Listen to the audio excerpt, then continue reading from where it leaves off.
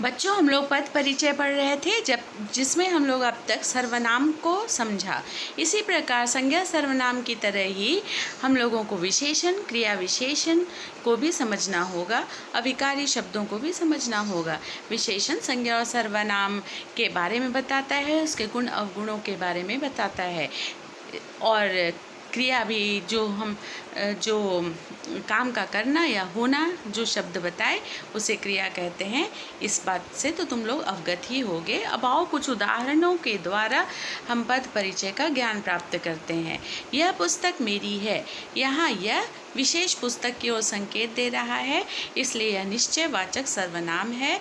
और यह शब्द पुस्तक के बारे में भी बता रहा है, इसलिए यह सार्वनामिक विशेषण भी हुआ। पुस्तक एक है, इसलिए एक वचन, और इस पुस्तक स्त्रीलिंग है, इसलिए पुस्तक स्त्रीलिंग हुआ।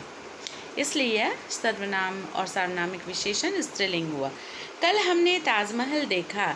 यहाँ कल शब्द को गहरे अंक से दर्शाया गया है। कल देखना क्रिया के बारे में बता रहा है, इसलिए यह क्रिया विशेषण है। चूँकि यह समय को बता रहा है, इसलिए कल कालवाचक क्रिया विशेषण हुआ। ताजमहल व्यक्तिवाचक संज्ञा, एक वचन, पुल्लिंग, और कर्म का प्रभाव ताजमहल पे पड़ रहा है, इसलिए ताजमहल कर्म कारक हुआ। गीता ने पुस्तक पढ़ ली। यहाँ पढ़ ली गहरे अंक से है। परीक्षा में तुम्हें रेखांकित भी मिल सकते हैं। और क्या पढ़ ली हमें पता है, यानी कर्म इस वाक्य में उपस्थित है, इसलिए पढ़ ली सकर्मक क्रिया हुआ, स्त्रीलिंग, एक वचन, और पढ़ ली कार्य पूरे होने का संकेत दे रहा है, इसलिए यह भूतकाल हुआ। जल्दी चलो, गाड़ी चलने वाली है। यहाँ जल्दी भी क्रिया की ओर संकेत है, क्रिया के बारे में बता रहा है, इसलिए जल्दी क्रिया विशेषण हुआ, और यह रीतिवाचक क्रिया विशेषण है। उपवन में सुंदर फूल खिले हैं। सुंदर शब्द जो है यहाँ गहरे रंग में अंकित है, इसलिए हमें सुंदर पद का परिचय देना है। सुंदर पद जो है, शब्द है जो, वो फूल संज्ञा के बारे में बता रहा है, इसलिए सुंदर गुणवाचक विशेषण हुआ। अगला वाक्य हमारा है, राजेश वहाँ 10वीं कक्षा में बैठा है। बच्चों, यहाँ हर शब्द, हर पद गहरे रंग में है, इसलिए हर पदों का परिचय देना है। राजेश संज्ञा है, व्यक्तिवाचक संज्ञा है, क्योंकि यहाँ व्यक्ति विशेष की ओर संकेत किया गया है। पुल्लिंग, एक वचन, और काम करने का काम राजेश कर रहा है, इसलिए राजेश कर्ता कारक। वहाँ क्रिया के स्थान को बता रहा है, इसलिए स्थानवाचक क्रिया विशेषण। और 10वीं कक्षा संज्ञा के गुण को बता रहा है, इसलिए 10वीं संख्यावाचक विशेषण। कक्षा जातिवाचक संज्ञा हुआ, स्त्रीलिंग है, और आधार बता रहा है काम का, इसलिए कक्षा में अधिकरण कारक हुआ। बैठा है अकर्मक क्रिया, पुल्लिंग, एक वचन। इस प्रकार बच्चों, पद परिचय के लिए हमें संपूर्ण ज्ञान का होना अति आवश्यक है। कुछ शब्द हमें मिलते हैं, जैसे क्योंकि, की, चूंकि, इसलिए, यद्यपि, तथापि, जो, तो, यदि, तो, अर्थात, मानो, यानी आदि शब्द हमें मिलेंगे। तो ऐसे शब्द अव्यय में समुच्चय बोधक अव्यय कहलाते हैं।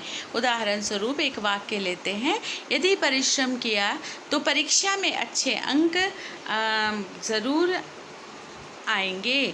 यहाँ यदि परिश्रम किया और परीक्षा में अच्छे अंक आएंगे को तो अव्यय जोड़ रहा है, इसलिए तो समुच्चय बोधक अव्यय के रूप में जानेंगे।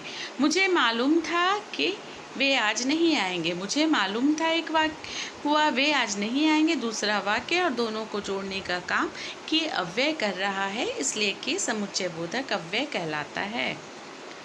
इसी तरह संबंध बोधक अव्यय है बच्चों, जो शब्द वाक्यों में संबंध स्थापित करता है। जैसे वह लड़का पेड़ के नीचे बैठा है। यहाँ वह लड़का कहाँ बैठा है? पेड़ के नीचे, तो के नीचे संबंध बोधक अव्यय हुआ। घर के पास मंदिर है, के पास संबंध बता रहा है, इसलिए के पास संबंध बोधक अव्यय हुआ।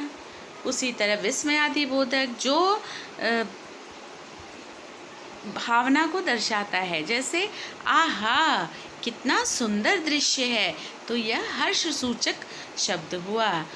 छी कितनी बदबू है, यहाँ छी घृणा का सूचक है।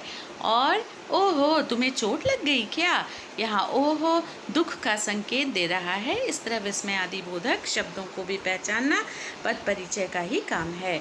दूसरा अव्यय होता है बच्चों निपात। निपात किसी भी शब्द में अर्थ पर बल देता है। जैसे मैं भी तुम्हारे साथ जाऊंगा, यहाँ मैं अपने बारे में बता रहा है कि उसे भी जाना है, तो भी निपात हुआ। तुम तो बहुत डरपोक हो, यहाँ तो अर्थ पर बल डाल रहा है, उसके डरपोक होने का संकेत दे रहा है, इसलिए तो भी निपात हुआ।